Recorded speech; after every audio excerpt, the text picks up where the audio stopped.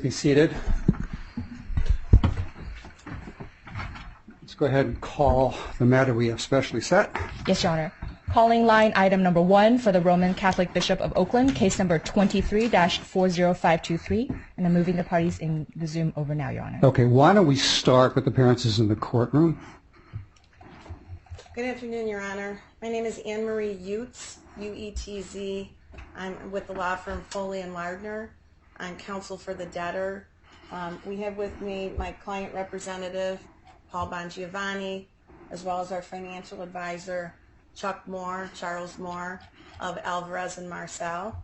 I received my pro hoc admission this morning. Thank you very much. Welcome to the Northern District.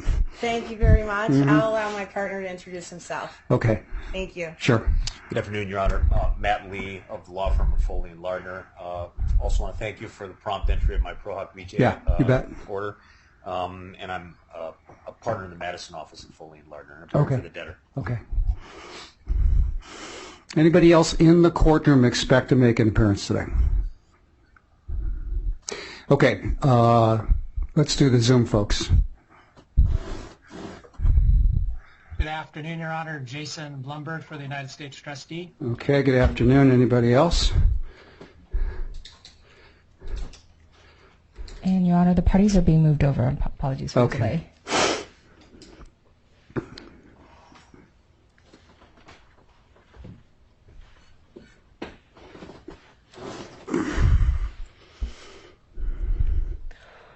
For the parties with the hand raised, if you can please accept my invite to be moved over as panelists.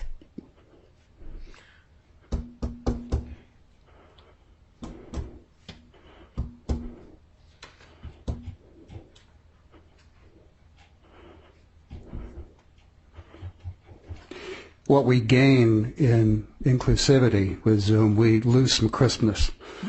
So it takes a little while sometimes for people to move over and announce themselves.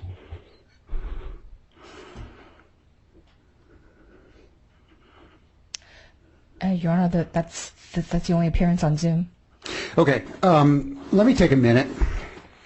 There are quite a few people on Zoom, and I want to go over a couple of ground rules and talk a bit about a first day hearing, because there may be several people who are observing this who don't regularly appear in this court and don't know what a first day motion series of hearings is. So let me begin with some very simple notions about how we're going to conduct hearings. As you can tell, and this is partly a relic of all the COVID-19 experiences we've had, where there used to be a lectern, there's now one screen and actually now another one. So I don't ask people to come up to anything that looks like a lectern anymore. And to further, shall we say, accommodate a notion of comfort and a little less formality, I no longer ask people to stand up when they talk to me. So thank you for the courtesy of doing that when you did. I appreciate it. But until we get even closer to normal and we get, back to what I used to experience, which is people coming to the lectern and talking to me, I expect you not to interrupt each other, obviously, but you don't need to stand up when you address me. Okay, number one. Number two, let's talk a little bit about what today is about, in case there are people on the Zoom who are curious but really have not been experienced in bankruptcy matters. This is what we call a first day hearing. And there are usually two purposes to this. One purpose is for the debtor to come in and typically grab the lectern, whether it's real or virtual, and tell me about the case. What's the case about? Why are we here? What's the debtor's business? What led to this? If they have a sense of what the big issues are in the case, what the big problems are, and how we should start thinking about it, this is the debtor's chance to tell me that. And there'll be an opportunity for that today. But more functionally, this is the time when the debtor comes in on extremely short notice and asks the court for emergency relief with respect to some matters that the debtor will tell me need to be addressed at the outset of the case on an immediate basis. As the day progresses, you'll see that that's a matter of relative importance. There are some things that clearly need to happen on a first day. There are some things that arguably don't. And part of the discussion today is how do we get ourselves organized to think about what truly needs to happen today and what might happen in a day or two or a little bit longer as people have a chance to talk about the case. And the major constituencies become more involved in the case.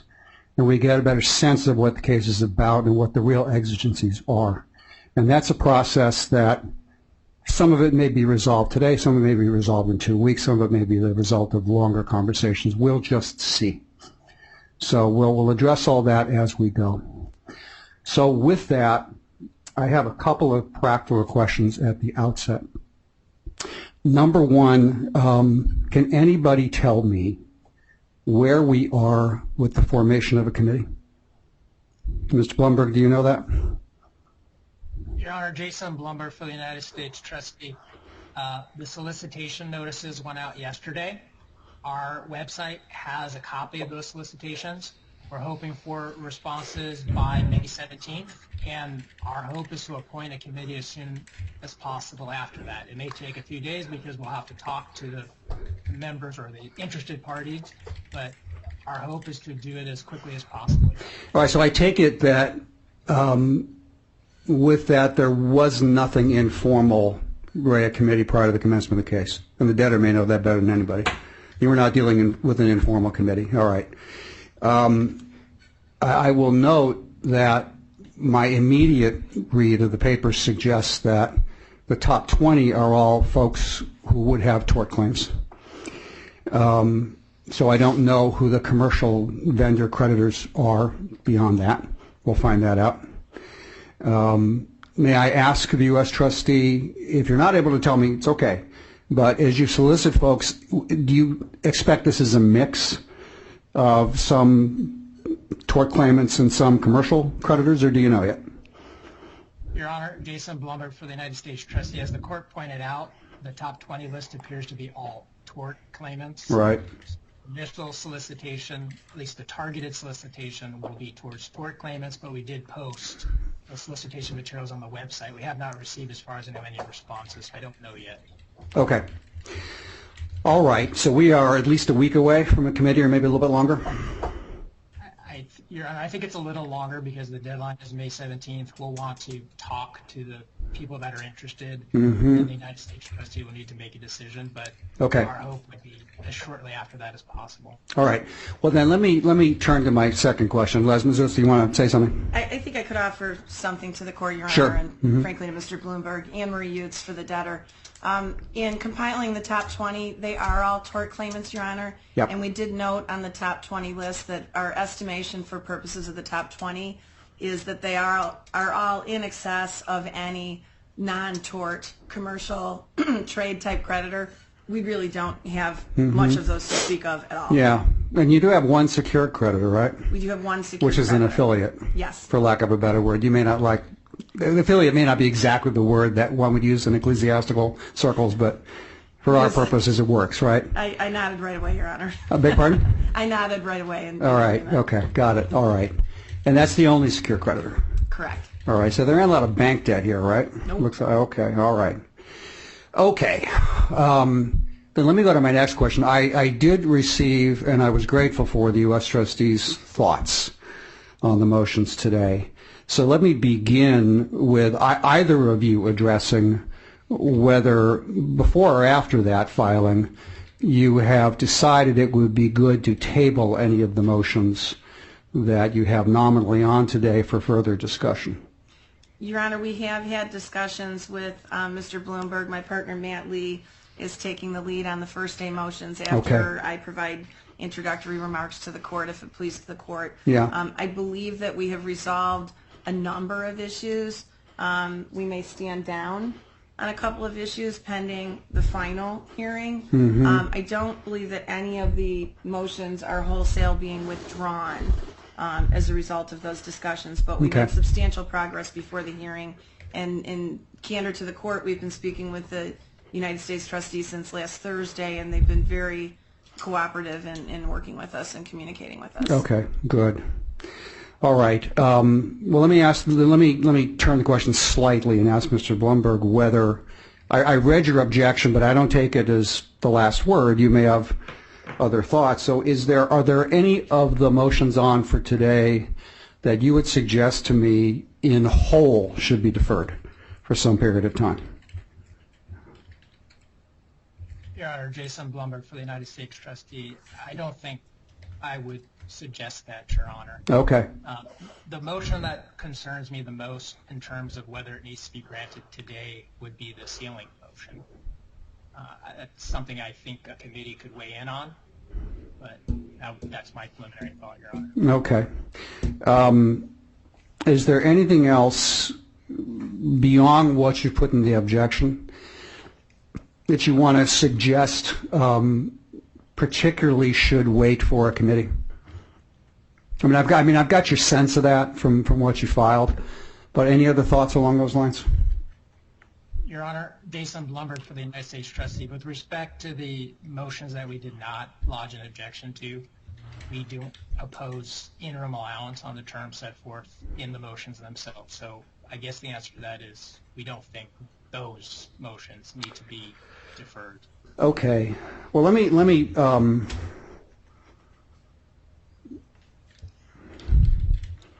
sharpen the question a little bit. Okay. Part of what I think you're reacting to is something I reacted to, although I'm going to formulate it slightly differently. There are a number of motions that, beyond the typical let's pay the employees under 50704 and A4 and A5, that request that the court bless the payment of a pre-petition amount owed. And in fact, if we counted correctly, there are some 22 of those across the motions. We're new to each other. So let me give you a couple of thoughts, okay? One thing I say regularly in court and out of court is I can't tell you what I will do because every motion is different. I can tell you, and I should tell you, how I do think. Those are two very different questions. And I want to be the worst poker player in the world for the most part. I want you folks always to know what's on my mind, what my thought process is, what's bothering me, what's my order of approach as I think about a series of questions. And this is not a ruling, it's an observation. It's unusual, to say the least, to have 22 separate requests to pay pre-petition amounts. Now, that's not saying I am or am not going to do anything, but it struck me. And I'll come back to that in a minute when we get closer to the debtor's description of what the case is about. But I want you to know that. It may be that you thoroughly expect that this is largely a matter for discussion between yourselves and the committee on many of these. And so there's no real expectation that I'm going to grant most of these today. If that's your belief, that makes more sense to me than a belief that I was going to grant all these today. Okay? So let me leave it at that for now until I come back thematically more toward the end of the hearing. But that was, shall we say, striking. Okay, gang? Okay. All right. Some of these, I suspect, I would rather deal with a couple of these that I think are probably a little bit more de rigueur and just get those done, and then talk about whether we should next move on to your presentation about the case so you can give me the background you think I need to begin to approach some of the others. If you prefer that, I'll leave it to you, Ms. Utz, you can, or whoever's going to be talking today. I think what Your Honor outlined is perfectly okay. fine. Then I would start with the claims agent. Is that okay? Anybody here on behalf of the claims agent? No? Okay. All right. I did not see that the U.S. trustee had any concerns about the claims agent application motion. If you did, Tell me or tell me now. Excuse me, Your Honor, Jason Blumber. We do not oppose the application. Okay, and no aspect thereof. That's correct, Your Honor. All right. Am I seeing somebody there for Kurtzman Carlson? Yes. Good afternoon, Your Honor. This is Rob Jordan from KCC. Okay. All right. I read your declaration. Thank you. I take it you take as seriously as I do the need to be thoroughly open and careful and comprehensive in all your disclosures, and the need to apprise the court immediately if there are any issues that would cause any concern on a conflict or similar basis, right? Absolutely. All right. Okay. I did not have anything in particular strike me as inappropriate about the claims agent motion, and I realize that this may be followed by something in a slightly different ilk, right? Is there possibly another role for Kurtzman coming up here? Matt Lee for the debtor, that's correct, Your Yeah, Honor. okay. If their retention needs to go beyond what's in 156C into the 327 realm, then there will be a separate application. Then we're talking about, I mean, people call that administrative assistance or things of that ilk, so. That's correct, Your Honor. It includes balloting and things like that. Okay, that's fine. Okay. All right, then I will approve the Kurtzman Carlson application, okay? The next one that I thought probably didn't have a whole lot of opposition was the utility providers. Okay. Let me just get the U.S. trustees' thoughts there. Any thoughts on the utility providers motion, the adequate assurance motion? Your Honor, Jason Blumber for the United States Trustee. We reviewed the motion and have no objection to interim allowance. Okay, I mean, it's a fairly nominal amount, and the utilities may comment on the fact that it's a fairly nominal amount, which is the conversation we sometimes have 2 weeks into the case. And that's the idea, right, that this is interim, and if they have a different thought, they'll come and tell me they have a different thought. That's correct, Your Honor. Okay. And then the procedures that Yeah. we've proposed are standard. In fact, I think we borrowed them from the PG&E case. And so it's, it shouldn't be any surprise to them. And if there's an issue, it can be addressed on a final basis.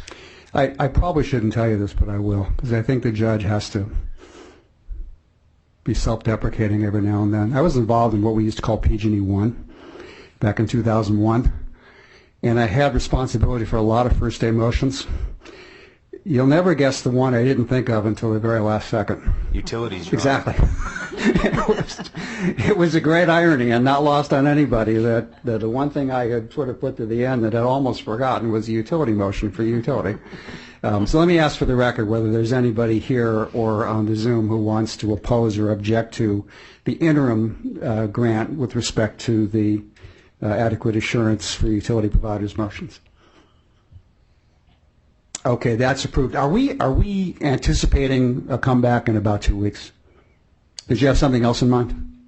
On utilities specifically? Well, just generally. I mean, if we're talking about interim and final, are you talking about 2 weeks or are you talking about something else? Probably after a committee gets appointed and we've had a chance to discuss some of the relief requested with them. Okay. Which I'm sure they'll have an opinion on. Well, why don't we nominally say 2 weeks now, which we can move? Okay? And we can, well, depending on how things develop, if we're going to be talking about giving you guys 2 days a month or whatever it's going to be, for now we can say the 24th, and we'll move it as we need to. Okay, but for now the 24th, and I have a law motion calendar in the morning. I can put this on the afternoon if you think we're going to be talking about enough things to make it appropriate to do that, as opposed to putting you on a regular morning calendar. That would be fine, Your Honor. Let's do 1:30, okay? Let's expect it's 1:30 on the 24th. And again, that's easily moved. Nothing is put in cement here, okay? And we'll all try to be flexible and deal as best we can with this. So is it appropriate to set a final hearing on the 24th, or do we want to wait for some other responses? I think that would be appropriate. All right, let's do that. And again, it can be moved. I mean, if you're in a discussion with somebody and the 24th doesn't work, let me know. Okay. All right. After that, I think we start having more complicated discussions. So The first matter that the U.S. trustee mentioned was the special noticing and confidentiality procedures. So should we take that up? Yes, Your Honor. Okay, well, you had a look at the U.S. trustee's objection. So why don't I let you first address that, and then we'll sort of get into it in more detail, okay? Sure, that would be fine, Your Honor. So I noted 2 points of partial objection to our noticing and confidentiality motion. One, we discussed this with the U.S. trustee before the hearing, and that. Well, actually, can I jump in for a second? There's no dispute but that until we come to a different conclusion. From your perspective, the abuse survivors and the alleged perpetrators will not be named. Correct, Your Honor. Right. Now, I know that Mr. Blumberg has a slightly different view about other people's filings, and we'll get to that in a second, but there's no question about that. And I have no problem with that at all, okay? There's also no question that we shouldn't be violating HIPAA if we can avoid it. All right, I agree with that. I think there's also no question about that minors should not be named. Correct. So those are easy, right? They should be, Your Honor. Okay, well, I think they are, all right? So now, with that, you go ahead and pick it up. So the last category of information that we seek to have redacted is employee personal contact information, not their names, but their home address, phone number, contact information. Right. And look, this is a unique case, and so I think just given the subject matter that we're dealing with, there's a benefit to keeping their personal contact. Well, tell me what the evidence should be that this is that unique a case and that there's a real likelihood of some harm here. Well, sorry, I didn't want to. No, I mean, I know that you sort of say that, and I'm not saying that on some meta measure it isn't possibly true, but I mean, isn't this something that most cases would tell me I should actually have some evidence about as opposed to speculation? Well, I think that's probably true in all matters of court, Your Honor. I will say that this matter has... No, there's some things we can all agree on. I think that, you know, the ethic here, as you know, is that we are supposed to be transparent for any number of reasons. Okay? Yes, Your Honor. So I want to take seriously what you're saying, but what I think Mr. Blumberg is telling me is, well, this sounds like just a supposition, so help me out here. Okay, happy to. So this matter has already generated considerable media coverage just in the 24 hours that it's been public, and obviously even before then, you know, the clergy sex abuse crisis has been a matter of intense media scrutiny, and the concern by the debtor is that its accounts payable people and its HR people are going to get, you know, contacted, and, you know, I don't want, harassed is a strong word, it's probably an overused word, but if their information is public, people might be reaching out to them from the media for comment. People who are angry with the church. Well, wait. Would the fact that someone's reaching out to them for comment would be enough for me to enter that order? It's not something that these people are typically used to. If it was me or that's an internal management issue. That's not a confidentiality issue, is it? Those are two different things. Probably not, Your Honor. Okay. I think the compromise that we were going to suggest was that instead of listing their home addresses, we list their business address so that if anybody wants to contact them, they get contacted at work. Okay. Thank you. All right, Mr. Blumberg, what do you think about that? Jason Blumberg for the United States Trustee. The first I heard about the work address workaround, I guess, was maybe 25 minutes ago, so I haven't had a chance to check with my client, the U.S. trustee, to see if that would resolve her concerns. Okay. So I guess I would just defer to the court on that. Okay. All right. Well, let me give a couple thoughts here, and let me reiterate a couple things. This is one of those situations where it is plausible that this could be a problem, and it's a question of when I take plausibility to evidentiary, because I don't have a whole lot of. And now, if, for example, in the Portland case, okay, for example, there had been instances of harassment, so I would certainly listen to that, because I would think that would be about the best evidence you could get that these kinds of things do happen. I'm not suggesting that they don't happen. I'm suggesting that in this matter, and I'll just quote you, as in all matters, I should be looking for a good evidentiary basis for any rulings I make. So I am inclined to think that listing a business address is probably a pretty good compromise here. And let me just articulate that for the U.S. trustee. I'm not going to tell them they can't object, but my instinct is listing a business address instead of a home address is a not inappropriate compromise. I'm not sure why anybody would necessarily need the home address, the people who are working for or otherwise associated with the debtor. And if they otherwise can get a hold of them for something that has to do with the case, that seems to me like probably not a bad resolution of this.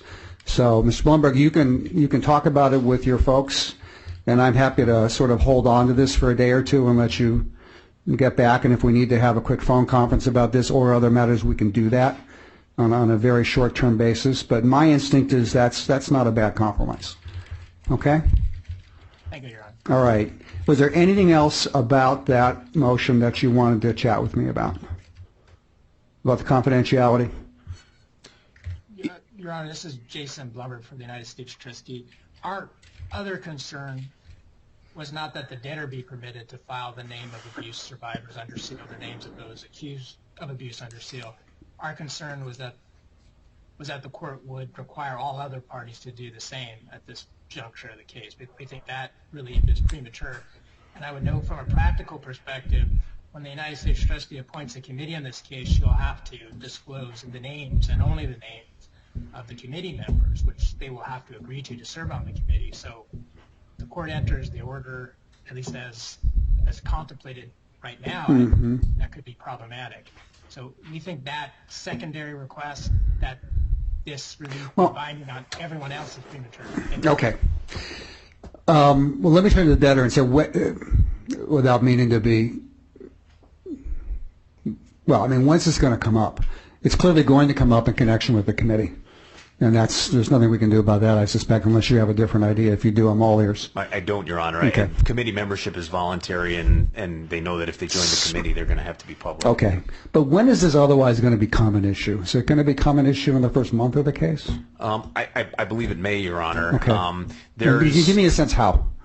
So I'll just take the creditor matrix. Okay, we have to list all of our creditors on a creditor matrix. Right. That's actually kind of one of the primary documents that would be subject to this order. And what we've proposed is some protocol that would let certain parties have access to the names of not only sex abuse claimants, but their accused, both of whom are to varying degrees entitled to, privacy under the California Constitution and under the California, rules of civil procedure, which I understand, we're in bankruptcy court, obviously, but, there are... Well, I mean, I think we try not to displace other areas of the law unless we need to.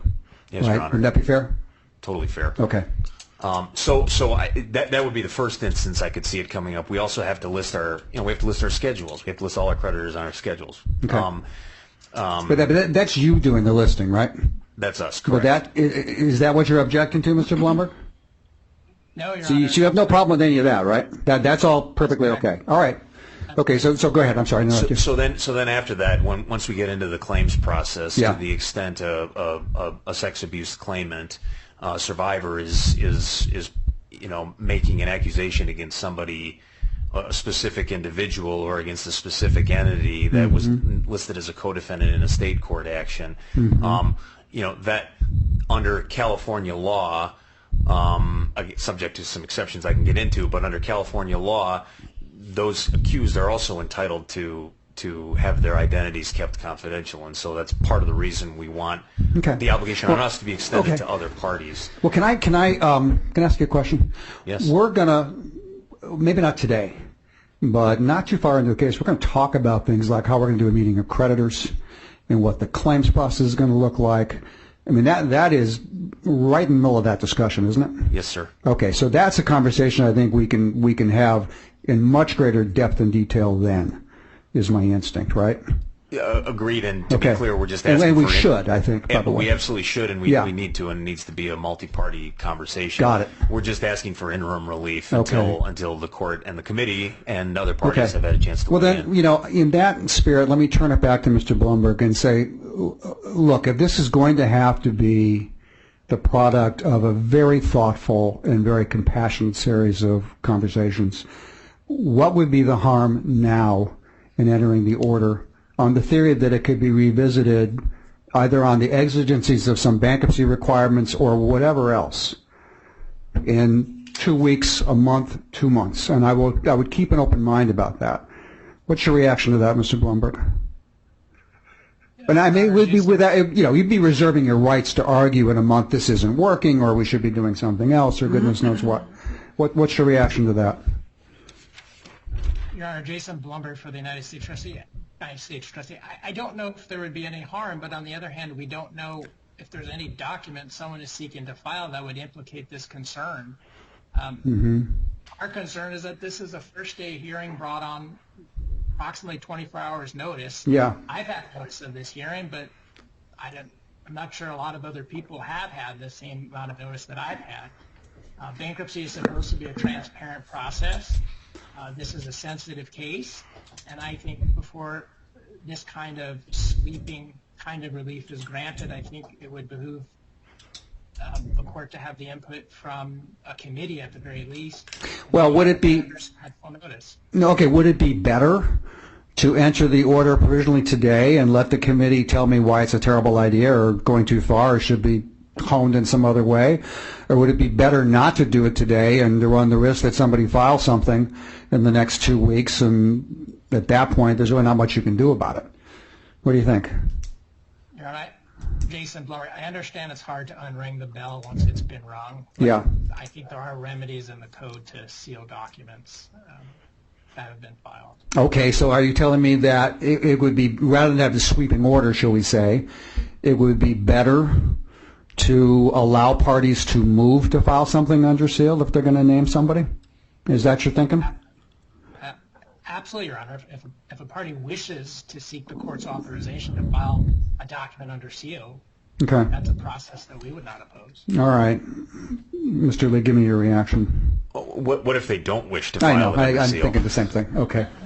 All right, look, I'm going to authorize, I'm going to grant the motion on a purely interim basis for 2 weeks on the express understanding that if anybody does file something and appropriately does not name a party, and we later determine that that was not the best practice or should be rethought, it can be reconsidered, depending on what the input of the committee is or anything else that I learn in 2 weeks or thereafter.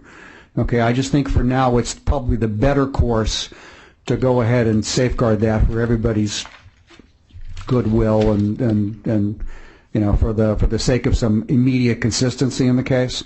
But I'm telling you right now, if either the committee or somebody else tells me in 2 weeks, no, we should be doing it differently, I'm going to consider that. And if that includes, revealing identities and someone tells me that that's a good idea, so be it. Okay, but for now, we'll start with that protocol, all right?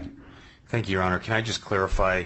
Sure. When you say for 2 weeks, do you mean through the final hearing is currently scheduled? Well, I mean for 2 weeks, and we can change that, okay? I'm assuming that we'll be having a conversation with a committee in about 2 weeks. Okay. All right. Now, if it turns out that the committee is not ready, then of course we'll take that into account. All right. Thank you. All right. Thank you. Understood? Understood. All right. Any other concerns about the confidentiality? By the way, do you have any issues with the special noticing aspects of this? Your Honor, Jason Blumberg for the United States Trustee. We do not have issues with that. It seems to be consistent with the special noticing provisions in the Santa Rosa diocese case. Okay. We think the special noticing provisions comply with the All right. bankruptcy code. All right. Well, let me also grant that again on an interim basis in case the committee or someone like the committee tells me that there's another category we're not thinking of here. We can revisit that then. Okay. All right.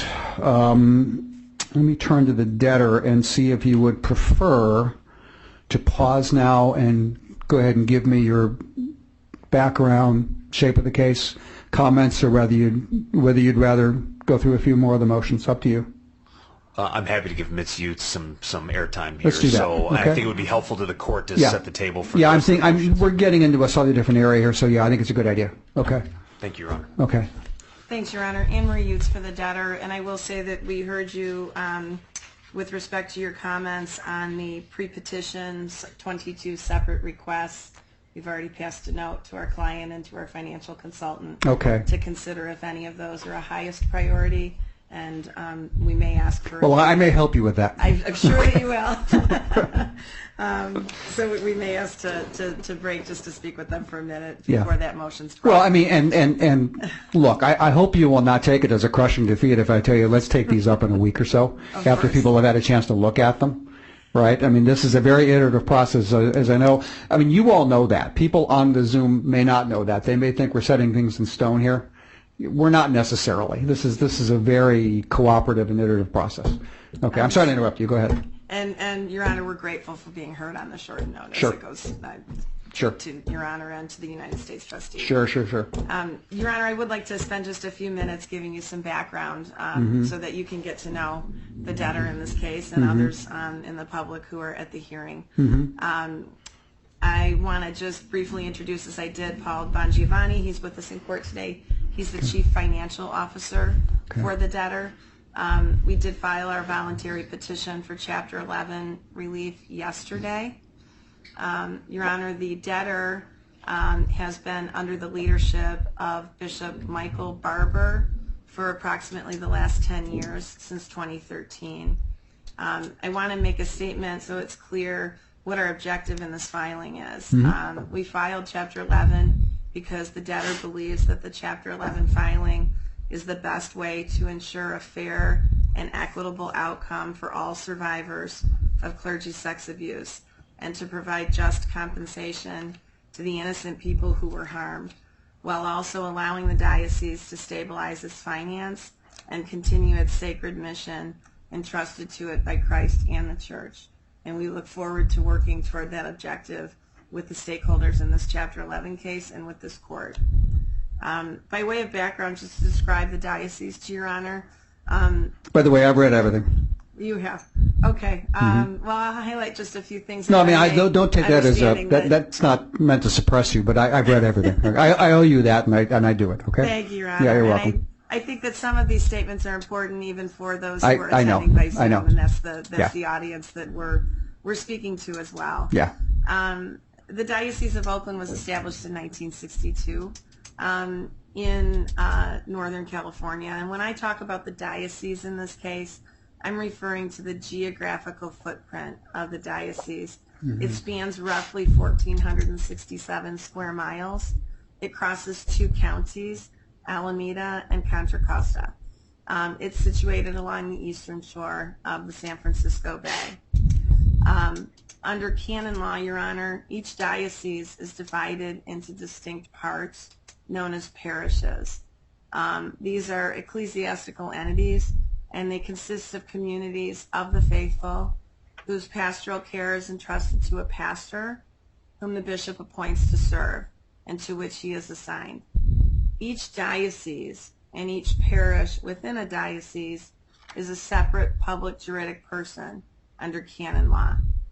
The administration of property belonging to a juridic person under canon law pertains to its administrator, such as the diocesan bishop over the property of a diocese.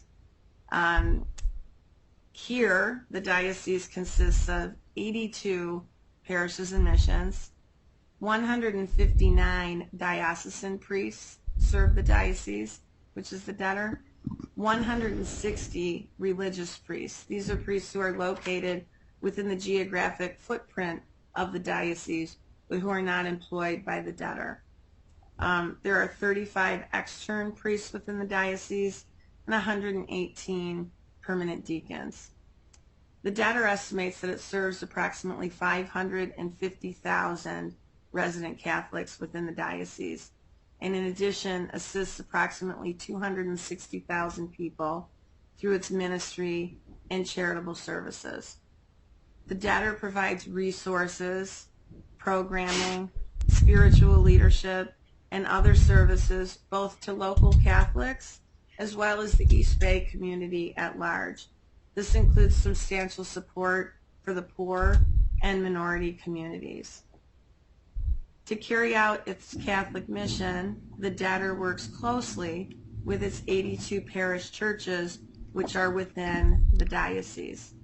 The churches really play a central role in the lives of Catholics who live within the diocese.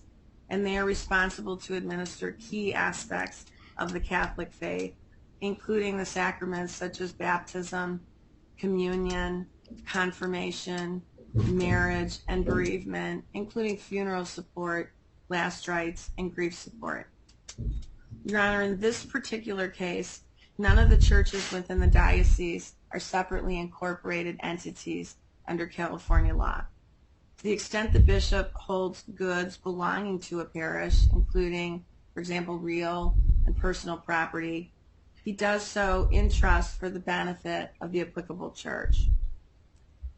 Your Honor, there are some non-debtor entities that we have identified in our first day motions, and you'll be hearing more about those. I'm going to mention just a couple of them up front. These are entities with which the debtor is affiliated, but these are separately incorporated under California law, and they are not debtors in this Chapter 11 case. For some of these non-debtor entities, the debtor provides certain administrative services. There are certain shared services, and we'll be talking about that, no doubt, when we get to the cash management and other motions that are implicated by some of those services. Among the non-debtor Catholic entities in this case that we will be talking about includes the Roman Catholic Welfare Corporation of Oakland. We refer to that shorthand as RCWC. RCWC oversees 32 elementary schools and 2 high schools within the diocese. There is also an entity known as RCC, the Roman Catholic Cemeteries of the Diocese of Oakland. That is another non-debtor entity and one which happens to be our secured lender as well. How much is that? Is the debt to the cemetery? 26 million. Okay. And is that you say it's a secured debt? So what's it secured by? It's secured by certain real estate, Your Honor. There's Okay. not a blanket lien on cash, for example. Okay. It's secured by specific pieces of real estate. All right. And is it evidenced by a note? It is, Your Honor. Okay. Is it one note or several? It's documented. I don't know. It's one note. Okay. My CFO is telling me. And does it provide for regular payments? Yes. All right. So is that on a monthly basis? Believe so. Yes. Okay. And is there an interest rate? Yes. Okay. Is there anybody else obligated on the note?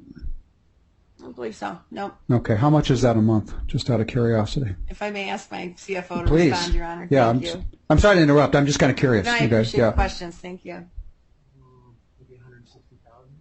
About 160,000 per month, Okay. Your Honor. And the diocese is current on that? Yes. Okay. All right. Thank you. Sorry for the interruption. You're welcome. No, thank you. Please do. Your Honor, I want to talk a little bit about, just for a moment, about some of the safe environment protocol that the diocese has established. The Office of Safe Environment has worked to improve the content of its trainings, and when online platforms became available, our former Bishop Cummins approved their use. In 2016, Bishop Barber moved that training program to an online platform provided by the National Catholic Risk Retention Group, known as Virtus, an international leader in abuse awareness training. The debtor now has local safe environment coordinators in each of the churches. RCWC, who I mentioned earlier, has placed local safe environment coordinators in every Catholic school within the diocese. So how did we get here? Your Honor, we have included within our filings a reference to AB 218, and I won't spend too much time on it except to say that the window which was opened with the AB 218 legislation closed at the end of December 2022. The diocese operated for some time with some number of claims coming in, but really believing that it could resolve those claims individually.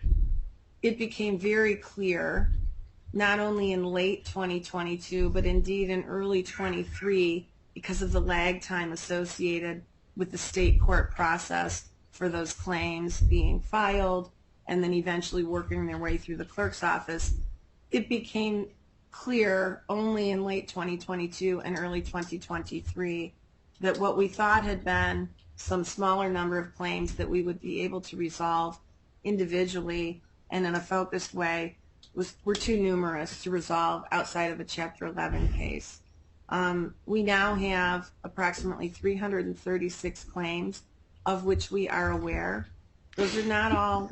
Go ahead. Does that indicate that there are 336 claimants, or there are claims that might house more than one claimant? Those are, for the most part, individual Okay. claimants, so 336 of which we are aware. Okay. But again, there's a little bit of a lag there, and it may be that it's a higher number. It could be higher, Your Honor. We continue Okay. to still get the filings through Right. the state court system, and we're working to coordinate that. Suffice Okay. it to say, it's in excess of 300, and that number grew sharply in late 2022 and early 23, thus bringing us to the Chapter 11 filing. Our CBO has provided notice to its insurers, and it became clear to us that we could not shoulder the burden of litigating that number of cases and or trying to resolve that number of cases on individual one-off basis. So, Your Honor, that brings me back to our objective in this filing and our serious focus on a consensual plan of reorganization coming out of this Chapter 11. I'll repeat because I think it's really important. The debtor intends to pursue a plan of reorganization that will ensure a fair and equitable outcome for victim survivors of sexual abuse. And as well, it will allow the debtor to stabilize its finances, continue its mission to serve the needs of the faithful within the diocese, Catholics and non-Catholics alike, and continue to provide services to underserved people and groups in the East Bay area. We are committed to this process. We are committed to transparency with this court within the bankruptcy code and rules and this court's rulings, and we look forward to the appointment of the creditors committee and being able to engage with it, because indeed, as we all know, in bankruptcy, speed is at times a really good thing. We want to work through this case and get to that consensual outcome. Okay. Can I make a couple comments? Please. Thank you for that. And thank you as well to is it Mr. Moore? Yes. That was an exceptionally helpful declaration. Too often those just mimic what's in the first day motions about who ought to get paid what. But I found the background there extremely helpful. And I'm grateful to both of you. Having said that, let me make sure that for the benefit of anybody who might be listening in and isn't yet convinced of the wonderfulness of the bankruptcy world, that I expect the debtor to give me their view of the case at the outset. It's part of their right at the opening hearings to tell me what they think the case is about. They're alluding to issues that may be disputed on some basis as to how to think about the organization of the entity and the affiliates. It may be the people look at that differently than the debtor does, and if that becomes a dispute, I promise you I will resolve it if I need to. And I promise as well that I will listen to everybody who has a different view of this, whether it's the organizational question or property of the estate or the things that I'm sort of vaguely aware can come up in these cases. I've never presided over a church case before. I look forward to it because I hope I can help you folks solve problems. But for those of you who are not here today and don't have a voice on the second day of the case, I want to assure you I'm going to listen to everybody. And I will keep an open mind, and I will do my very best to hear everybody fairly and completely, and acknowledge that there may be reasons why people who aren't named debtor may look at the world a little bit differently. And that's not meant to indicate how I'm going to go in any particular rulings, but it's terribly important at the outset that everybody understands how open a process this is. And I know the debtor believes that. Thank you for everything you said. And just want to make sure that everybody understands that this is a thoroughly transparent process and one that requires me to hear many constituencies. This is not like the typical litigation where A sues B about C. This is a lot more complicated, and those of you who do bankruptcy know that. For those of you who don't, I assure you that we do our best to listen to everybody, and there may be issues where it's not just A against B. There may be 30 people who care deeply about something, and I promise you to do my best to listen to all of them. Okay? And it may, you know, I would just say philosophically, I'm sure you're well aware, and others may be well aware too, that as we think about the function of bankruptcy nationwide, there are questions about what bankruptcy courts ought to be doing. And if someone raises that with me, I will do my best to resolve it as I think the bankruptcy code tells me I should. And I will not get into it beyond that except to say that I'm aware of those issues, and if we have those questions, I will do my best to decide them as promptly as I can. All right? Is this a good time for a break, or do you want to get into a couple of the motions and tell me when you want a break? What do you prefer? We can take a break now if you're ready for a break, Your Honor. Well, I am, but you tell me how to best use the time. If there's something that you would discuss with Mr. Bloomberg or somebody else or internally, if that would be helpful to you now, that's fine. If there's a couple things you want to get resolved before we get to that point, that's fine too. It's up to you. We take a break now, Your Honor. Let's do how long you want? 10 minutes. 10 minutes? Okay, come back at about 25 to. Okay, thank you. Thank you. Thank you. Organizational question. And if you don't know yet, that's fine. When do you expect we're going to get schedules? And Recording in progress. Apologies about that. Good to go, Your Honor? yeah. I'm resisting the urge to stand, but I'm going to get used Yeah. to it. Thank you. No, it's an urge I appreciate. We are planning to timely file those in 2 weeks from the filing date. We spoke with Mr. Bloomberg about that, Okay. and we believe we'll be able to stick with that. All right. Okay. Do you have a preference as to where we start with the rest of the motions? I think we should start with cash management, Your Okay. Honor, since it was the subject of a U.S. trustee objection, and I think might be the subject of a complete resolution. Okay. But I'll address each of the points, and I'll invite Mr. Blumberg to say whether I was right or wrong. So one of the objections that the United States trustee asserted to our cash management motion was our request for interim relief to be allowed to, on an interim basis, pay any pre-petition amounts owed on credit cards. Our credit card balance is 0 at the moment. There may be some accrued charges that accrued in the last week or so, but we can defer seeking an order authorizing payment of any of those amounts until after the final hearing. Okay. Can I ask a question? Because I had seen a reference to about $25,000, and maybe that's a different issue in a different motion. Is this one issue or is it several? On the credit card accounts only relates to cash management. Okay. And was I wrong to have seen a reference to $25,000? Oh yeah, you're right. It was a provisional amount because we're not sure what's been accrued since we last paid it off. I see. But we can table that? We can table that, Your Honor. Okay, I appreciate it. Thank you. Okay. Reserving our rights to continue to seek final relief on that point. Okay. And then we also offered to the United States trustee to provide a balance on each of our accounts. We're happy to turn that information over to the United States trustee as soon as we can gather it. It will be on the schedules, the balance on each of our bank accounts as of the petition date, but we'll try and produce that to the U.S. trustee before. Thank you. Can I pause and turn that into a question of the U.S. trustee? Yes, sir. Mr.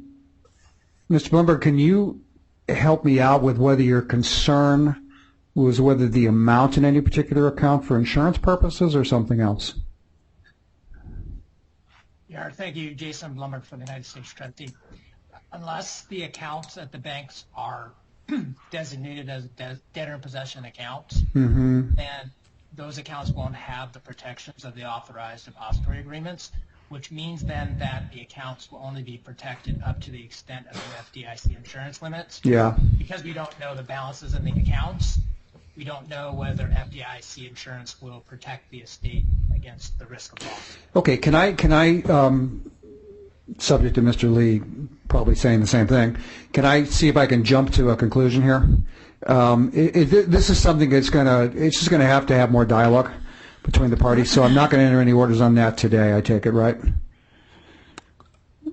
On that specific issue? On that issue, okay. Well, let me break it down a bit, okay? To the extent it is a request that, look, we have the following structure, we should keep the structure, putting aside whether it's new account or old account. Is that a question that gives the U.S. trustee any particular concern? Your Honor, Jason Blumberg for the United States Trustee. It's not the structure. That's what I thought. And it's not whether it's new accounts or old accounts. As I understand it, there's 14 bank accounts. Right. All 14 of the accounts are at authorized depositories. Well, I mean, except for the Schwab's a little bit different, right? We're going to talk about that in a second. Okay. Yes, Your Honor. All right. So putting Schwab off to the side for a second.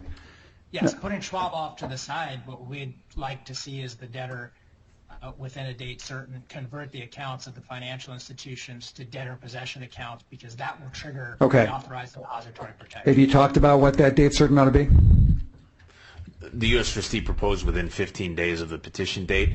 I don't have any reason to think that it can't be accomplished by then. Okay. The bank knows that we're debtor in possession. If we all agree that's a good goal, what would I be doing today? I would be authorizing you to keep the accounts for today, pending that transformation? I believe that's correct. That's the idea? Your Honor. Okay. Does it need to go beyond that? Not from the debtor's perspective. All right. Mr. Blumberg, does that make sense? I think so, Your Honor. I think, though, the order should require the debtor to convert the accounts within 15 days, or at least use its best efforts to do so. Okay, but with that satisfies the concern that you had. That's the primary concern, Your Honor. Yes. Okay. Well, that and disclosure of how much is in any particular account, right? Correct, Your Honor. All right. So you can. Are we headed toward an order that I can approve today on an interim basis on that understanding, Mr. Blumberg? I believe we are, Your Honor, because I think the other points that I raised in paragraphs 39 and 40 of my objection have been generally resolved. Well, go ahead and tell me what those are so we all know, okay? And then I'm going to have a question for you about the Schwab account. Sure, Your Honor. You're right, Your Honor. The Schwab account is the outlier. What we believe should be in the interim order is that the accounts that the debtor is permitted to keep open should be limited to the accounts identified in Exhibit D to the motion. Right. Right. We are also requesting that the interim order prohibit the debtor from opening new accounts. Okay. Unless those accounts are debtor possession accounts. All right. Authorized depositories. I'm assuming that's not a problem, right? It is not. Okay, I didn't think so. Okay, yeah, go ahead. And then finally, Your Honor, we are requesting that a provision in the order require the debtor to track all intercompany transactions. Right. I'm sure the committee is going to want to weigh in on that. Well, they'll want something along the same lines, I'm guessing. And we do that anyway, Your Honor, so that's not a problem. It's a matter of communicating it more than anything else, right? Correct. Okay, gotcha. All right, thank you, Ms. Blumberg. Anything else? I think that's it, Your Honor. Can I clarify something on the Schwab account? Yes, Your Honor. And it's one of those situations where I may know too much in a sense. There was a different issue presented in Santa Rosa, and you may know that. In the Santa Rosa case, what I think Judge Novak was asked to decide was whether, and Mr. Bloomberg can talk about this too, was whether there was an issue with Santa Rosa keeping, for lack of a better word, securities as investment securities in a Schwab account, or whether that was problematic for any number of reasons you can all imagine. My understanding of what Oakland is doing is quite different. That the Schwab account is more or less a convenience, so that when something is donated, it goes into that account, because how else are you going to hold the security? You're going to hold it in the Schwab account, and it is relatively quickly disposed of. Your understanding is correct, Your Honor. Okay, and then it's just, again, subject to people arguing about what's really going on. The money goes where the donor suggests it goes, or there's some other protocol for it, right? That's the idea. Generally, yes. All right. Does that happen within 30 days typically? Oh, yes, Your Honor. All right. Then that answers my question. Mr. Blumberg, is there anything else about the Schwab account? Do you want some other information about it, or is this a matter of reporting, or is it something else? Your Honor, with respect to the Schwab account, it's not an FDIC insured account. Yeah. There's some risk of loss there. Right. What we're requesting is that the funds, the cash, be swept from the account and directed to their intended purpose sooner than every 30 days. Well, what would your suggestion be? I think, and I don't want to overstep my conversation with counsel, but I believe counsel suggested that every 7 days was possible. Okay. Does that sound practicable? Once a week would be fine. Okay. Every 7 days, there's like Memorial Day and July 4th and stuff in there. So I Okay. think it would just be once a week. Okay. We would sweep the account. It does. I will just point out for the court, it has to be done manually because, as your question indicated, Your Honor, some of the funds are restricted and some are not. And Yeah. so depending on what the donor intent is, we can't just like send it all into one account. Well, the point, I think, from Mr. Blumberg's standpoint, is the point is to get it out of the Schwab account. Yes, Your Honor. Where it goes, I mean, subject to somebody telling me there's some issues with where it goes, and I'm not hearing that yet, and maybe I never will. But his issue is just, I don't want it in an investment security in a Schwab account where it could lose value. That's all. Understood. Okay. To the extent after the securities are liquidated, they go into an account, a deposit account at a Schwab affiliated bank that is FDIC insured. All right. But like, Does Mr. Blumberg understand that?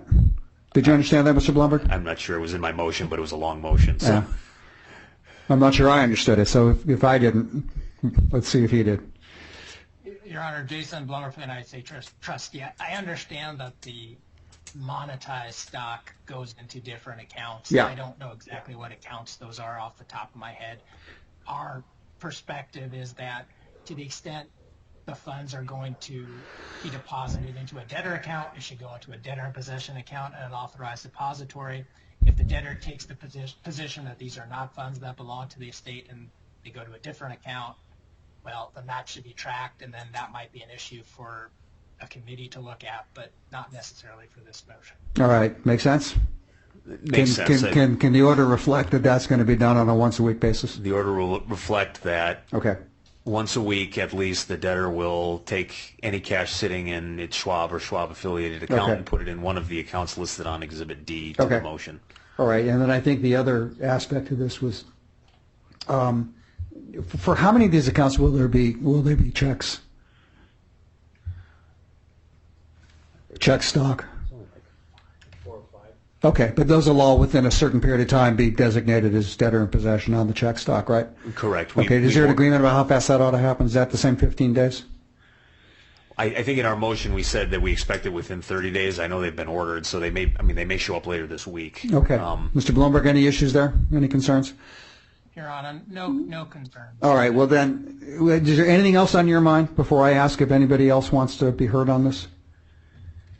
No, Your Honor, I think that covers our Okay. concerns, Your Honor. All right, well, I will just reiterate that not untypically, we had this hearing on a day's notice.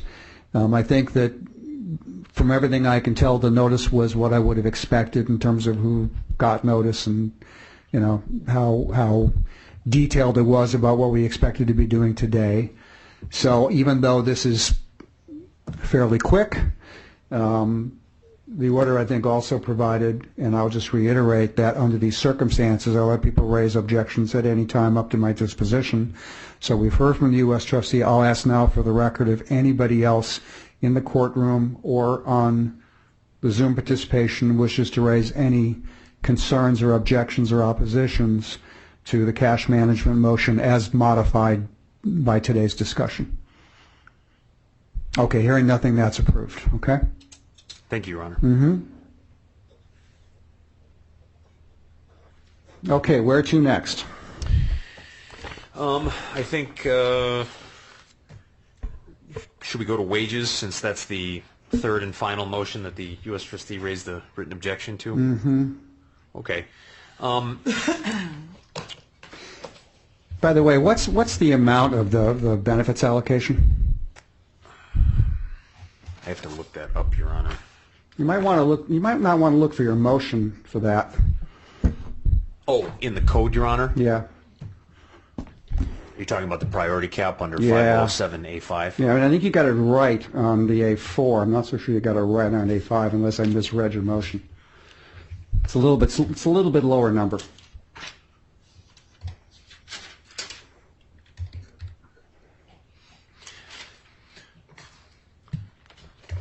So I have a hard copy code, Your Honor. I don't have the latest and greatest in front of me. I've got 12,850. I've got 13,650. Okay. But the motion indicated it was the same 15,150 as wages. That's just not the right number, okay. I don't think. Okay. Well, I mean, that was a typo. My fault.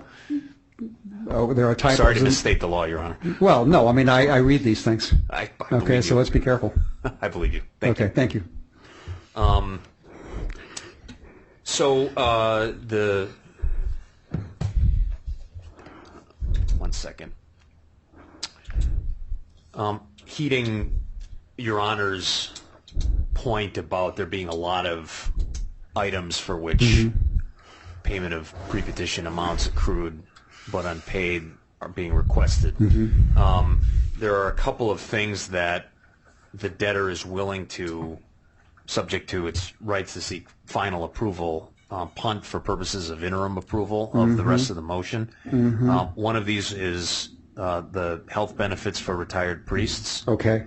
Another is unpaid training for clergy. And then another is housing for priests. Okay.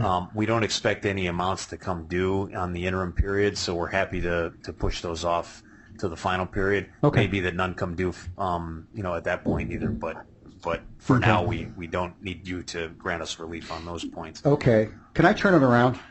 Yes, Your Honor. Does the U.S. trustee have any issue with what I will just kind of generically call the 507A4 and A5 issues and taxes associated therewith? Is there any reason why, putting aside for a moment, if we need to come back to the insider question, putting that aside, does the U.S. trustee have a concern based on what you've read and what you may have learned as well by talking to debtors counsel with what I would call the wage priority amounts and the benefit employee priority amounts? No, Your Honor. Jason Blumberg for the United States Trustee. We don't oppose payments of the priority claims or the related taxes. All right. Well, there was an intimation that some of this might be going to something, I mean, I don't know what the word insider means here, but there was an indication that some of these folks were, quote, insiders. Is that of any concern to you? Yes, Your Honor. Okay. Jason Blumberg for the United States Trustee. All right. We don't know who the insiders are, but in our view, because this is a first day motion, we think it would be appropriate to defer consideration of insider payments to a final hearing. All right. That's about $17,000, I think, if I read it correctly. That's correct. All right. Can we defer that for a further conversation with Mr. Blumberg and others? Well, I can disclose who the insiders are right now. It's Bishop Barber, it's the Vicar General, it's the Chief Financial Officer, and it's the Chancellor. So it's the four top people at the diocese, and it's just their salary and benefits that they would get every. Well, let me ask Mr. Blumberg, does that help you decide whether it's something to which you want to object, or do you want to have a couple weeks to talk about it? Yeah, I think we stand on our objection for today for the interim. Okay. For the final, that would be a different consideration, I believe. All right. So you're not comfortable today waiving that objection? That's correct, Your Honor. Okay. All right. It's the payroll. Yeah. That's the leadership of the diocese. It's their payroll. I mean, it should be paid. And we don't always look at it that way, do we? I appreciate. We're not going that. to here either. We're going to give people 2 weeks to talk about that. Okay. Okay, Your Honor. Thank you. All right. Beyond that, is there anything else that, if we're approaching this from what will be paid as opposed to what won't be, is there anything else that you're suggesting should be paid today?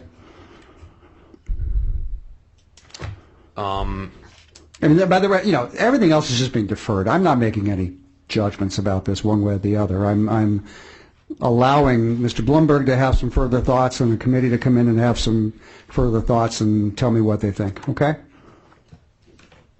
Do you have that?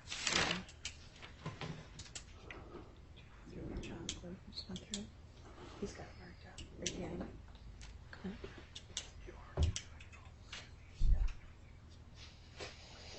Okay. So I'll just, rather than leave the chance that something's been addressed that I just missed as I was taking notes, Your Honor. So referring to paragraph 35 of our motion, we've got this table that kind of lays out everything we're looking for. So the pre-petition employee compensation, which includes payroll taxes and deductions for $252,000. We'd be looking for approval of that on an interim basis, I guess subject to a reduction of $17,000 for insiders, which I understand is you've ordered that deferred. Yep. Pre-petition business expenses of $26,000. Again, that's a number that I think we pay payroll either at the end of this week or at the beginning of next week, and based on our historical understanding of expenses that get reimbursed to employees for things like buying food and travel reimbursements, that kind of thing, we think it's about $9,000 a month, but there's a bit of a lag time, so we would just ask for interim relief up to $26,000. Okay, let me pause there and see if the U.S. trustee has any comments on that. Okay. Yes, Your Honor. Your Honor, Jason Blumberg for the United States Trustee. Expenses is one of the categories that we oppose payment on an interim basis. I'm not sure it's entitled to priority. I'm not sure the debtor has done a sufficient job of quantifying just what those expenses are. As counsel just pointed out, the average appears to be $9,000, but the debtor is seeking authority to pay $26,000. So we do oppose payments on an interim basis for the expenses. Well, how about, not to get old-fashioned here, but how about doctrinally? Do you have a concern with simply, should one be paying expenses that are not wages and are not other benefits? I'll just suggest to you, I read an awful lot about doctrine of necessity, which for those of us in the Ninth Circuit, that is weak tea. Okay? This is just not a circuit that has adopted that doctrine with the rigor of the Second or Third or others. So, Mr. Blumberg, do you have any comments about that? I'm not suggesting again that on a final basis someone couldn't tell me why it was a good idea and appropriate in this case. But on the second day of the case, doctrine of necessity is being stretched a bit here for my purposes. Your Honor, Jason Blumberg for the United States Trustee. I agree wholeheartedly. The B&W Enterprise case casts considerable doubt on the doctrine of necessity. The debtor has cited the Adams-Apple case, but as we pointed out in our objection... That can be read in a much more limited way. Yes, Your Honor. Yeah, I understand. Okay. All right, well, let me ask you this. Assuming that, I think I have representation of counsel here, that on the 252, for any individual, it would all fall within the 507A4 amount, right? Correct, Your Honor. Okay. Is there any problem with the 252, Mr. Blumberg? Your Honor, as long as it's within the priority amount, no objection. Okay. There is one other category I probably should raise that I touched on my objection, is that I think we would oppose on an interim basis any payments to anyone who's been accused of abuse. There was a similar provision in the order of the Santa Rosa case. I think there's been similar provisions in other cases around the country, and we think that's a sensitive issue that parties in interest should have the opportunity to consider on regular notice. Well, let me ask you this. I don't know how practically you're going to do that immediately, but I'll ask Mr. Lee that in a second. Would the same objection pertain to amounts on a go-forward basis? Your Honor, I think on a go-forward basis, that's more of an ordinary course issue, 363B, and I think it's probably more of an issue for a committee to weigh in to deal with the debtor's business judgment. I think what we're dealing with here today are pre-petition amounts, which are, as Your Honor pointed out, are not usually paid in a bankruptcy case, at least not at the outset of a case. I think there's a higher standard that has to be satisfied, and these are payments that I think the committee should have a chance to weigh in on. Well, let me make sure we're talking about the same thing. The 252 is the kind of thing we do ordinarily indulge at the beginning of a case, isn't it? Yes, Your Honor. Okay, but so that's, putting aside the potential abuse angle, we would pay that in most cases, wouldn't we? Yes, Your Honor. So let me just make sure I'm understanding your point. Your point is that shouldn't happen here with respect to anybody who has been I don't even know what the right word is, designated, named, whatever it is, as somebody accused of an abusive act. Is that the idea? Yes, Your Honor. For instance, in the Santa Rosa case. No, I understand, but my point is, if that's pertinent here, why wouldn't it be pertinent why is it special that it's occurring in the pre-petition period? It isn't, right? I mean, you either pay it or you don't. I mean, I'm sorry, I'm making a hash of this. You suggested to me we should look at it differently on a go-forward basis than on a pre-petition basis, and I guess I'm wondering why. Yeah, I probably misspoke, Your Honor. I would say on a go-forward basis, I think that's an issue that the committee and creditors may want to weigh in on. All right, can I? Before the court today, I'm sorry, Your Honor. No, you go ahead. You go ahead. No, I was just going to say the issue before the court today is the payment of pre-petition amounts. Okay. Courts ordinarily do approve the payment of pre-petition wages to the extent they're entitled to priority, but it's still a form of extraordinary relief. And I would further note that Rule 6003B generally prohibits the payment of those amounts for the first 21 days of a case. Okay. Well, you were about to cite to me the Santa Rosa case and others. Do you want to just go ahead and make your point about that? The only point I would make, Your Honor, is the order in that case prohibited payments, I believe, to those that have been credibly accused. I think credibly accused is a term of art that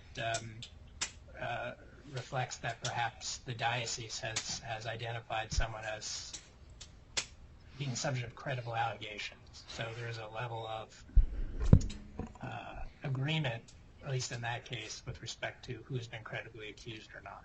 Okay, this is somewhat sensitive. So let me turn to the debtors' counsel and ask whether, well, is this making sense to you in terms of something that we would generally call a list? For example, a list of people who've been credibly accused of some acts? I guess I'm not. Can I turn it over to my Yeah, I mean, co-counsel putting to aside address what it? I do with it, is there a list?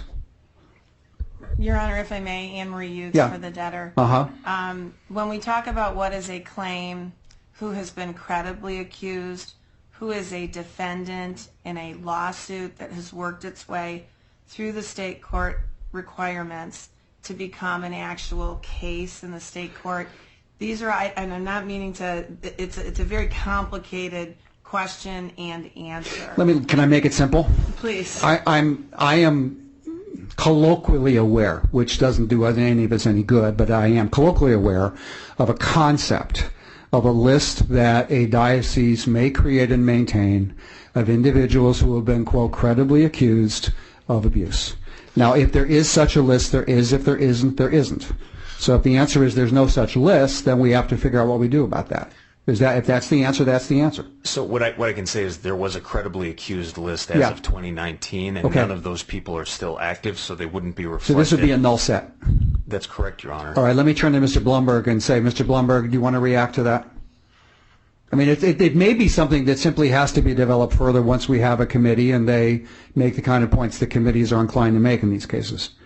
I'm not sure it doesn't sound like we can do much about it today. Mr. Blumberg, any thoughts from your end? Your Honor, all I would say that if there's no one who's going to be paid who's on the credibly accused list from 2019, then I'm not sure there's any harm in including a provision in the order that prohibits any payments to anyone on the credibly accused list. Okay. It doesn't sound like we're going to catch anybody with that tool. So I think that's right. I will say I don't agree with Mr. Blumberg's characterization of the Santa Rosa case. I think that argument was raised by the U.S. trustee in the Santa Rosa case, and Judge Novak said, "Look, I don't have any way to determine whether anybody is credibly accused or otherwise accused today, so I'm not going to deny anybody their wages or benefits on the basis that somebody accused them of something, whether it's credible or not. I just can't make that determination." Now, I haven't followed that case as closely, I'm sure, as Mr. Blumberg. I've been preparing this case, but that's my understanding of what Judge Novak said, is that he rejected that from the proposed order. All right. It doesn't sound like it practically may matter here. And I'm gonna trust learned counsel that what they're telling me is, to the extent there was such a list, it did not speak after 2019. There has been no update of any such list, so there is currently nothing that would speak in the interim from 2019 to today that would be any such credibly accused list. Is that fair? It's fair, Your Honor. All right, and the further representation is whoever was on that 2019 list is no longer associated with the diocese. Is that fair? It's fair, Your Honor. So it's fair to assume then that there is no way that the set of people who could be affected by this is zero for today's purposes. We think so, Your Honor. All right, then I'm going to deem the objection moot. I'm not going to deny it. I'm going to deem it moot for today's purposes. Okay. If on further discussion or discovery or whatever, the committee takes a different view, I'm just letting everybody know that this is without prejudice to whatever a committee may argue to me in the future ought to be an appropriate way to go forward. Okay? Okay. All right, so I'm not going to reserve anything from the 252 on account of a credibly accused designation. All right? Okay. The business expenses, I'm inclined to say that should wait for a committee. Okay, so that can await final approval. All right?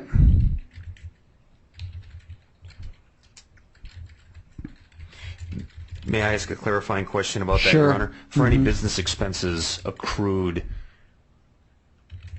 after the petition date, that would be an ordinary course payment to an employee submitting that expense. Are those authorized on an interim basis? No, we'll take it up when we have a committee. We can have a fuller discussion of it. Okay? Thank you, By Your Honor. accrued, I think you mean incurred before, but somehow the bill comes in after? Or somebody who's out buying groceries right now for a homeless shelter. No, if it's post-petition, that's a different kettle of fish for me. Okay, if that's what you're trying to ask, then let me just ask Mr. Bloomberg, do you have a concern if, look, we're talking $26,000 here on a theoretically pre-petition basis, which would cover any number of weeks possibly. If I'm being told this is a $9,000 a month item and someone is incurring a charge post-petition, Mr. Bloomberg, I don't have a problem with that, do you? Your Honor, The only issue I have here is the pre-petition issue. That's it, okay? Make sense? All right, I'm sorry, Mr. Bloomberg, I spoke over you. I'm sorry, Your Honor. No, Your Honor, I don't take issue with the post-petition Yeah. charges. I think the debtor probably makes a good argument that they're subject to ordinary course. I thoroughly agree, okay? So it's only the pre-petition aspect of this, and we can talk about that again in 2 weeks or whenever we have the opportunity to talk about it. And again, I'm not ruling out. I'm just suggesting that this takes a little bit more thought when we're talking about many categories of pre-petition expenses. All right? Does that clarify things? Mr. Lee? I believe so. Okay. Subject to what we've been discussing, I'd Yeah. ask that the order be approved, or the motion be approved on an interim basis. Yes. Okay, but not with respect to the as in incurred pre-petition expenses, okay? Understood. Okay, and we'll take it up again. Okay, so what else is left that you'd want me to approve from this category? Well, let me just ask, I flipped away any from the problem motion, with the I'm sorry. payroll costs, Mr. Blumberg? Your Honor, we're not objecting to the... I'm not either. That's fine, okay?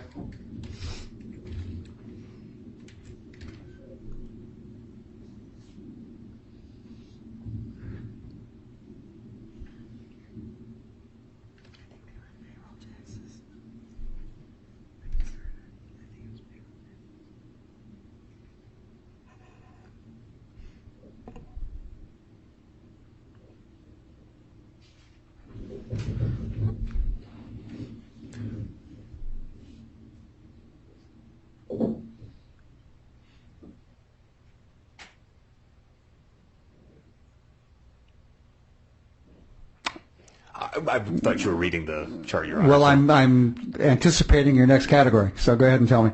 Okay, so I guess if we've covered compensation, we've covered expenses. Yes. The payroll costs, I assume you're referring to the item at the bottom right before the I am. ultimate total. Okay, I am. so those are good. And then, I mean, the pre-petition benefit obligations, we mentioned that we would punt on any of the retired. We'll talk about those in 2 weeks or so, right? Okay. Okay, that's fine. All of them, Your Honor? All, Well, I mean, all of the benefit obligations? Well, are you trying to suggest I should do something else on some of them today? Well, so, I mean, workers' compensation is something that we're required to have, and so Okay. I think there's certainly exigency to pay any workers' comp claims or premiums. Okay, Mr. Blumberg, have a problem with that? No objection to the workers' Then compensation. include those, okay? Okay, thank you. Okay. I'm sorry, Your Honor, I omitted unemployment obligations for $21,000 and Salary Reduction Act for $8,000 are both required to be paid. So I would ask that those be approved on an interim Mr. basis. Blumberg, any problem with those? Your Honor, I must confess I'm not exactly sure what those categories represent. I guess that I would come back to the tenor of my objection is if they're entitled to priority or the related payroll taxes and the like, then we don't object. If they're not entitled to priority or not related payroll taxes, then probably do oppose it today. Okay. Can you clarify that? Can I clarify that? I mean, our unemployment obligations are statutory, and it's what we have to pay to people that have recently left our employment. And then the Salary Reduction Act, I believe that's an agreement with employees. Yeah, I mean, we have agreements with employees where they get benefits for deferring their compensation, and so we just want to make sure we honor that side of that agreement. Can that wait 2 weeks? The Internal Revenue Code. Yeah.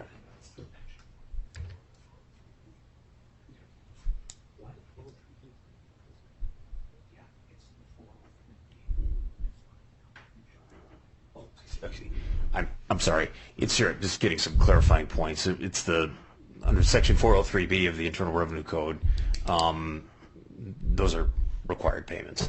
We'll do it in 2 weeks. Okay. Thank you. I want people to understand what this is. And this is not a knock on you. It's just that this is an awful lot for people to absorb in a day. So we'll take it up in 2 weeks. Okay. Okay? Thank you.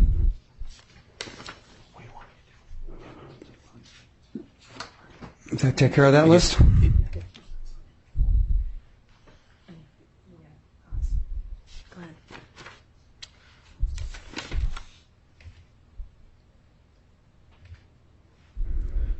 believe that covers everything that we're requesting on an interim basis, Your Honor. Okay. I think we're done with that. Let's turn the page. What's next?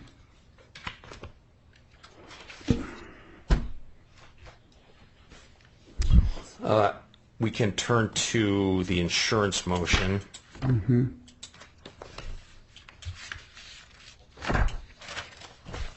And that is docket 16. I've got it in front of me. Okay. This may be an easy one. No objection was asserted. I will say that outside of workers' comp, I don't believe we need to make any insurance-related payments within the next 2 weeks. There is one specific payment that I want to alert for Your Honor, though, that I would ask for, or the debtor would ask for interim relief on. The premium finance agreement enables the debtor to spread out its insurance premium payments, which otherwise would be a large lump sum amount. And it's broken into 12 installments. It's renewed annually. They pay $290,000 a month. And the most recent payment was made, I believe, last Tuesday. I believe it comes out the 2nd of every month. The next one is due June 2nd.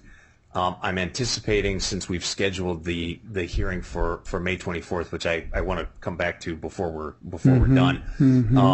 But if a committee gets appointed, say a day or two before then, or even 5 days before then, and that hearing needs to get pushed, then we're coming up against the deadline for making that premium finance agreement payment, and that would be problematic for the debtor to miss that payment. So I guess, aside from workers' comp and the premium finance agreement, we can table the request for interim relief on the rest of the insurance points, but we would ask for approval to make those payments on an interim basis.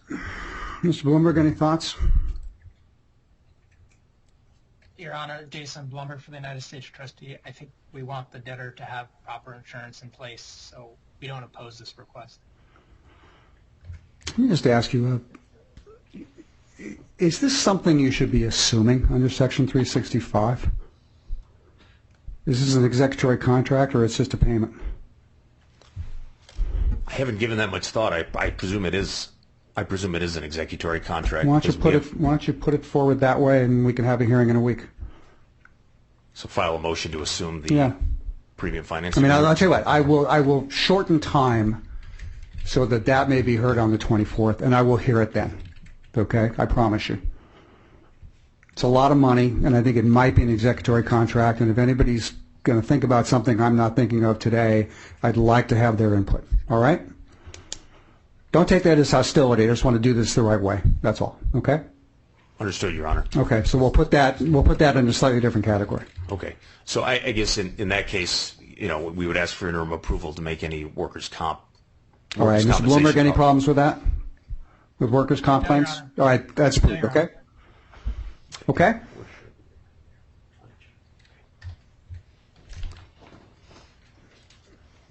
Okay.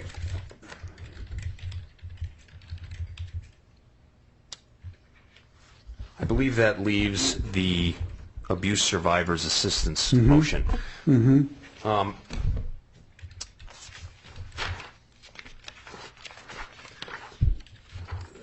I guess I want to start by making clear what this motion is not. I'll note for the record that the U.S. trustee did not object to the interim relief requested in this motion.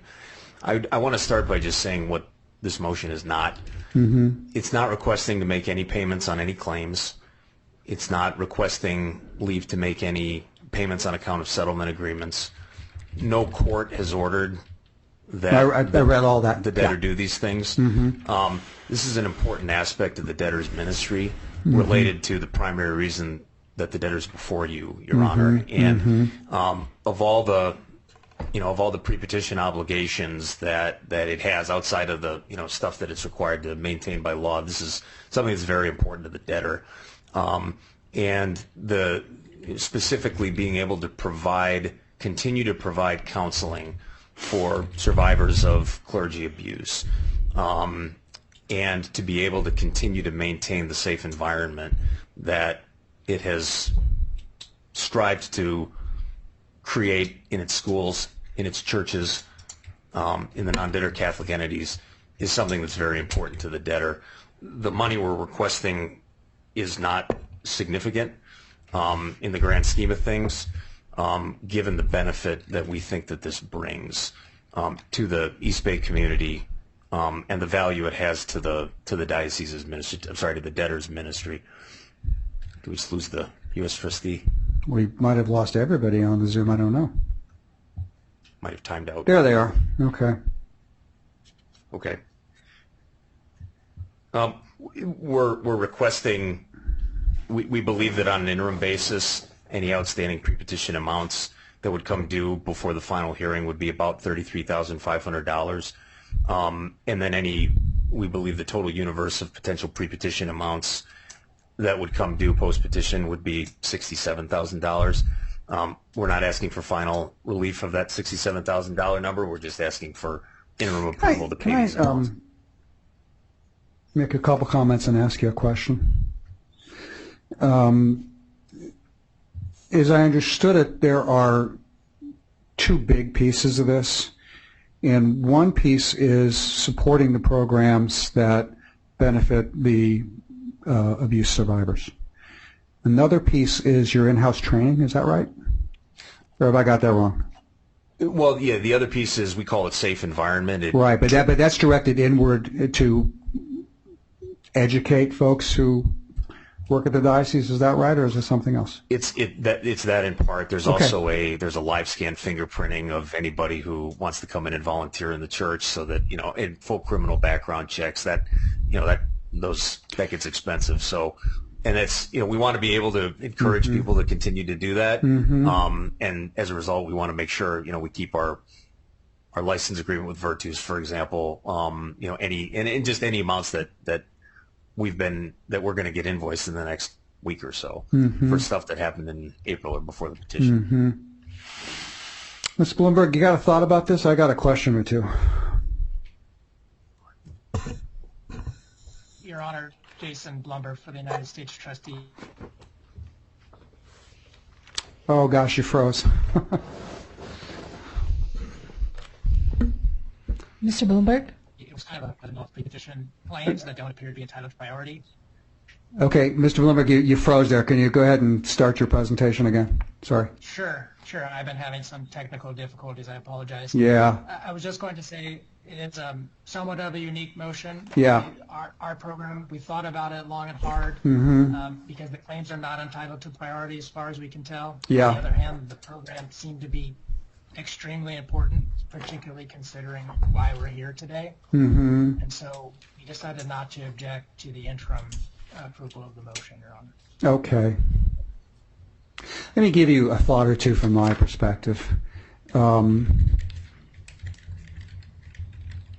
If we were to sort of look at this through the what do we normally pay on a pre-petition basis, you could analogize part of this to the employees, right, fairly easily. If you're paying, for example, if you're compensating a counselor who's talked to a victim, they may not be an employee, but you'd think of it kind of the same way, wouldn't you? I'm guessing. I mean, I don't think we have the same relationship with the counselors But as we do with but the it's employees. not. I mean, I'll contrast that with maybe renting a hall. Correct. Okay. To what extent can you particularize these amounts? What I'm very comfortable with, I think, is paying anybody who's performed a service. Okay, that I think I'm going to just think of that the same way I think of it. I know they're not employees. I'm going to think of it that way. But if you've done something else that is, kind of more fungible, shall we say, I'm not sure it's necessarily the same order of priority. So I don't know if you can break that out in any way. Sorry, I got three people talking to me. No, I sympathize. Do you need a minute? So can you just repeat your question? Yeah, I mean, what I'm very sympathetic to, and we're just going to get there somehow, is if somebody's offered a service and has provided a benefit to an abuse survivor, that's the easiest one for me. Okay, that's a yes. Okay. Okay. If you've internally incurred, I think I'm understanding that you may have internally incurred some expenses just because you go through a process of fingerprinting folks and doing other background things. Is that fair? That's fair. Okay, that to me, I'm inclined to try to find a way to say yes to that. But if there's anything that's more generic than that, if you could wait 2 weeks, I think I'd be more comfortable. Okay. Does that make sense? It makes sense. Let me give you a little more. It may not be practical, so tell me if it isn't. Well, I don't want to say it's impractical, Judge, but I've been called worse. Likewise. Yeah, I bet. So, I mean, the renting the space for like the meetings that we're talking about the spaces are neutral locations. Yeah. Where No, survivors I'm can sure go that's important. People can go and Sure. they can feel safe. Yeah. And they're carefully selected, and I don't know how readily available they are. Yeah. Okay, and so the debtor is concerned that if it doesn't, if it doesn't maintain that continuity, that it's going to disrupt the very counseling that occurs there, and that would be unfortunate. But you're right. It's a thing that you pay. It's a thing that's being offered by a landlord. Yeah. It's different than it's different than counselors, but it's very important to the program. That's all I would say about that, Judge. All right, you know what? I'm going to just bite my tongue and say yes, okay? I mean, I do think there's a distinction there, but this is something that is very important to the church. It's even more important to the people whom you're benefiting by it. It's not that much money. Don't take this as a generic, I'm going to approve things just because you asked me to, but this one you're going to get. I've learned that lesson, Judge. Okay? This one I'm going to say yes to, and we'll take it up. We can take it up again in 2 weeks, and if Mr. Bloomberg or others say, look, there's part of this that just shouldn't be done because it's a different kind of expense, it's without prejudice to anybody making any arguments they want in 2 weeks about the remainder. All right, but for today, you got it. All right? Thank you, Your Honor. You're welcome. Okay. Anything else for today? May I consult with co-counsel for 1 second? Mr. Bloomberg, do not lose heart. I'm hearing you, okay? Thank you, Your Honor. You bet.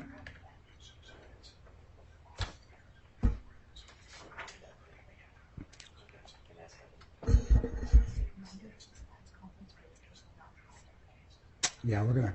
Well, and apparently we're gonna talk about the 24th. Dude, doesn't sound like that's gonna work. So let's see. Okay. Thanks. Okay.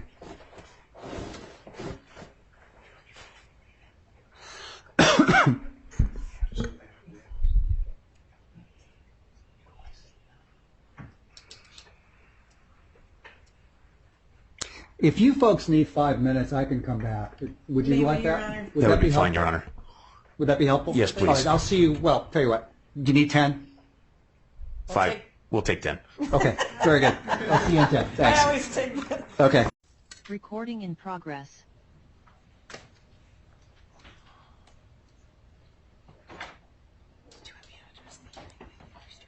Let's do the substance first. Okay.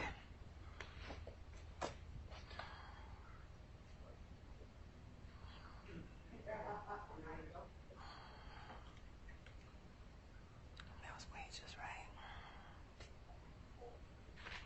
Yeah. Open.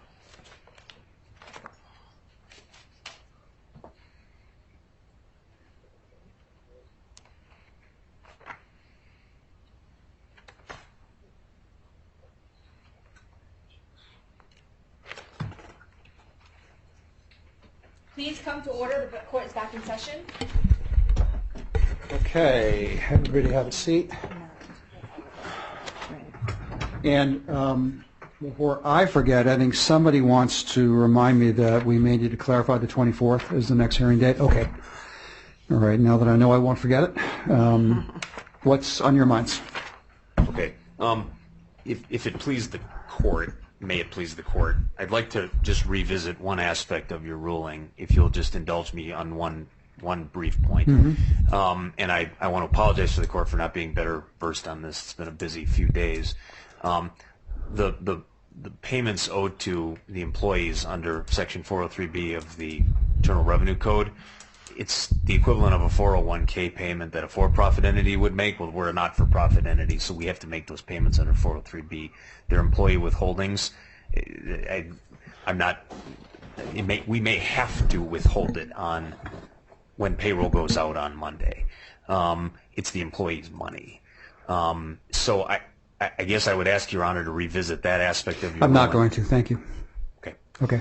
Thank you, Your Honor. No, I will hear from everybody. When everybody's had the chance to think about this in 2 weeks, I will promise you I will listen to everybody again and maybe thoroughly agree with you. Thank you, Your Honor. Okay? I mean, you have to, I know you appreciate that it's not just what I read and absorb, it's partly that, but it's that we're here on 24 hours notice, gang, okay? So there's some things that where I'm going to simply default to it's safer to wait a little bit. Okay. All right? Understood, Now, if there's a Your Honor. penalty that's going to be incurred in 2 weeks, tell me. I'm not sure there is, and we'll just deal, okay?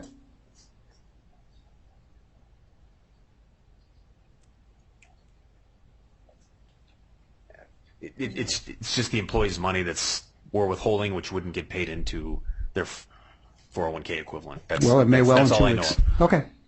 Okay. All right, onward and upward?